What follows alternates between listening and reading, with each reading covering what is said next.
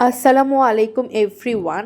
আজ সকাল সকাল না, ভোর। কারণ সে সময় সূর্যেরও দেখা পাওয়া যায় না। যে সময় আমি ঘুম থেকে উঠি, ভোর 4টায় ঘুম থেকে উঠে মনে হচ্ছিল না পড়তে বসি।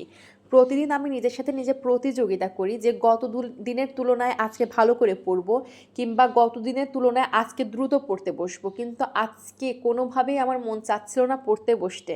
কারণ এই কোর্সের পড়া আমার মুখস্থ করতে মোটেও মন চাচ্ছে না। তারপরেও তো কিছু করার নেই। পড়তে বসলাম। পড়তে বসতে বসতে 4টা 17 থেকে 19-এর মধ্যে পড়া শুরু করে দিয়েছিলাম এবং পড়তে বিরক্তই লাগছিল। কিন্তু কিছুক্ষণ পরে আমি অনুভব করলাম গতকাল আমি আত্মনিয়ন্ত্রণ নিয়ে লিখেছিলাম।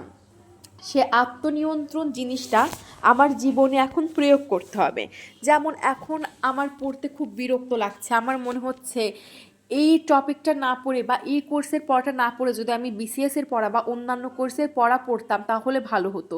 কিন্তু যদি আমি আমার আবেগ অনুভূতি বা আমার মনকে নিয়ন্ত্রণ রেখে এই কোর্সের পড়াটাই পড়ি, তাহলে আমি জানি আমার রেজাল্টটা অনেক ভালো হবে এই কোর্সে, এবং এই টপিকগুলো যখন শেষ হয়ে যাবে তখন আমি রিল্যাক্স থাকতে পারবো।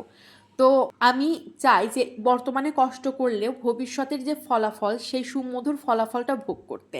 তো এখন একটু কষ্ট করছি, ঠিক আছে, কোনো ব্যাপার না। খুব যে বেশি পড়তে পেরেছি তা না, বাট যতটুকু পড়েছি আলহামদুলিল্লাহ ভালোই পড়েছি। 4 ঘন্টা পড়েছি, কিন্তু আজকে আমি যতবার যে টাইম দেখেছি যে কেন 4 ঘন্টা শেষ হয় না।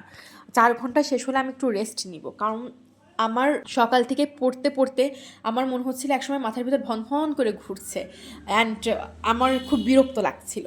তো 4 ঘন্টা শেষ করলাম। শেষ করার মাঝে আমি আমার রুম পরিষ্কার করলাম।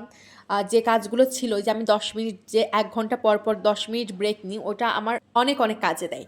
কারণ ওই টাইমটাই আমি একটু রিল্যাক্স ফিল করি, বা যেটা পড়েছি সেটা একটু রিভিশন দিই, এরকম। সো ওই 10 মিনিটটা আমার জন্য খুব খুব বেশি উপকার। আর আজকে ইচ্ছা আছে যে আজকে যেভাবেই হোক 6 ঘন্টা কমপ্লিট করব, দেখা যাক কি হয়।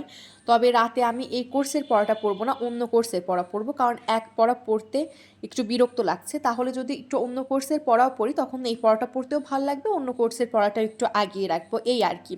তো এই তো ছিল আমার সকাল স্টাডি ব্লগ। দেখা হবে পরবর্তী স্টাডি সেশনে ইনশাআল্লাহ। ততক্ষণ পর্যন্ত ভালো থাকবেন, সুস্থ থাকবেন, পড়াশোনা করার চেষ্টা করবেন এবং আমার জন্য দোয়া করবেন। আল্লাহ হাফেজ।